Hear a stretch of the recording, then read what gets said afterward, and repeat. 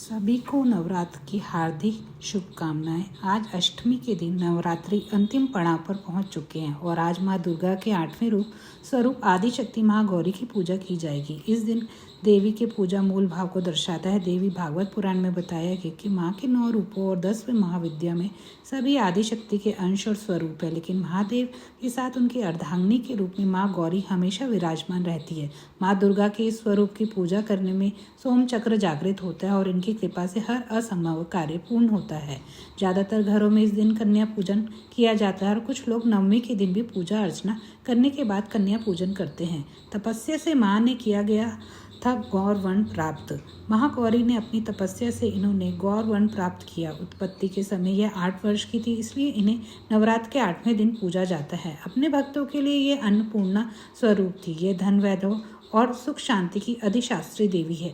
इस दिन दुर्गा सप्तशती के मध्यम चरित्र का पाठ करना विशेष फलदायी होता है। जो लोग नवरात्रि के 9 दिन व्रत नहीं रख पाते वह केवल पड़वा और अष्टमी के दिन रखते हैं। नवमी के दिन कन्या पूजन करते हैं। पहले और 8वें दिन का व्रत करने से भी पूरे 9 दिन के व्रत का फल मिलता है। इस तरह कहलाई गई माता महागौरी। देवी भागवत पुराण के अनुसार राजा हिमालय के घर देवी पार्वती का जन्म हुआ।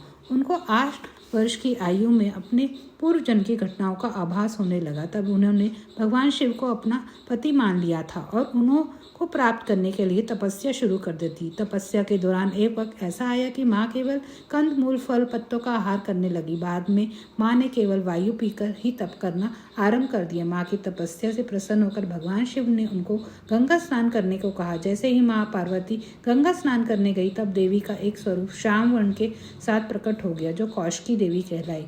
दूसरा स्वरूप चंद्रमा के समान प्रकट हुआ, जो माँ गौरी कहलाई।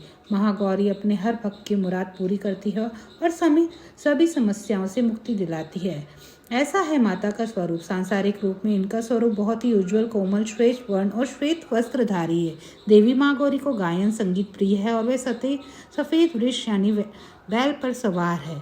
माँ का दाहिना हाथ अभय मुद्रा के लिए हुए है और नीचे वाले हाथ में शक्ति का प्रतीक त्रिशूल है। वहीं बाएं हाथ में शिव का प्रतीक डमरू और नीचे वाला हाथ भी भक्तों को अभय दे रहा है। माँ के हाथ डमरू होने के कारण इनको शिवा भी कहा जाता है। माँ का यह स्वरूप बेहद शांत और दृष्टिगत है। इनकी पूजा करने माँ से सभी व्यक्ति के सभी पाप नष्ट हो जाते हैं।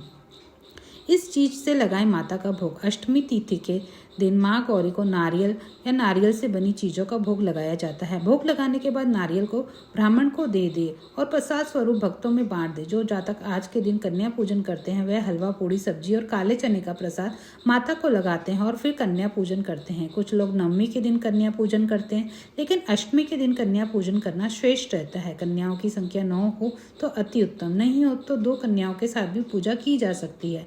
भक्तों को माता की पूजा करते समय गुलाबी रंग के वस्त्र पहनने चाहिए, क्योंकि गुलाबी रंग प्रेम का प्रतीक माना जाता है। इससे परिवार के सदस्यों के बीच आपसी प्रेम बना रहता है और ये रंग परिवार को प्रेम के धागों में गूंथ कर रखता है। माता को लाल चुनरी अर्पित करनी चाहिए। साथ ही जातकों को कन्या पूजन कर रहे हैं वे कन्याओं को लाल चुनरी चढ़ाए। सबसे पहले लकड़ी की चौकी पर लाल कपड़ा बिछाएं और फिर माता की तस्वीर या मूर्ति पर सिंदूर व चावल चढ़ाएं। साथ ही माँ दुर्गा का यंत्र रखकर उसकी भी दिन में पूजा करें। माँ अपने भक्तों को कांति में सौंदर्य प्राप्त करने के लिए मानी जाती है। माँ का ध्यान करते हुए सफ़ेद फूल हाथ में रखें और फिर अर्पित कर दें और विधिवत पूजन करें। माँ गौरी आपकी सभी मनोकामनाएं पूर्ण करें।